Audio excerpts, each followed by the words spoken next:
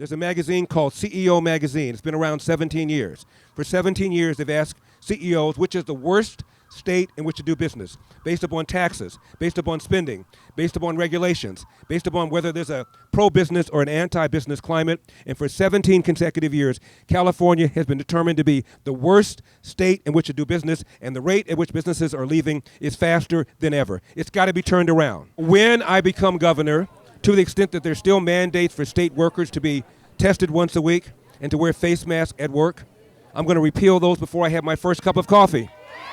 And then there's this ridiculous defund the police movement. The Oakland police chief, right days before Barbara Boxer got mugged, complained about money being diverted from the police department because of this bogus defund the police movement. And as the councilman said, this systemic racism, it's a lie. The police are not engaging in systemic racism against black people. If anything, the studies show the police are more hesitant, more reluctant to pull the trigger on a black suspect than a white suspect. It's a lie. And regarding homelessness, their attitude is to build houses, far more expensively, by the way, 7-8 times what the price would be if the private sector did it, without dealing with the underlying reason why people are in the streets in the first place. Many of them, though, are drug addicts or are mentally ill. They need to be treated. And government has proved itself to be ineffective in doing that. Nonprofits know how to do it. Churches know how to do it. Mosques know how to do it. Synagogues know how to do it. We should turn that problem over to them. Give them the money, not through government, because government always has strings attached, but through our donations, which will be more of because I'm going to lower taxes.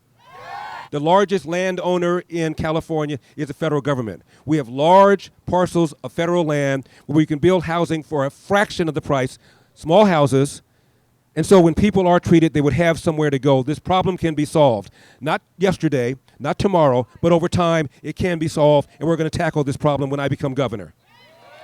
California is running out of water.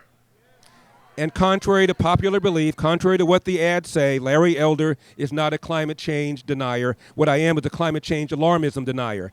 We can deal with this problem. We pass bond measure after bond measure after bond measure for more reservoirs, to raise dams, and to store water underground, and those projects just sit there for decades. One of the many things I'm going to do when I become governor is declare a statewide emergency on water so I can unleash these projects.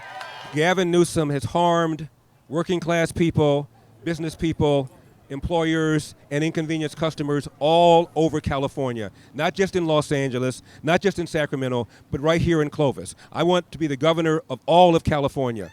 All of California is hurting. People are leaving for the very first time, and I want to turn that around.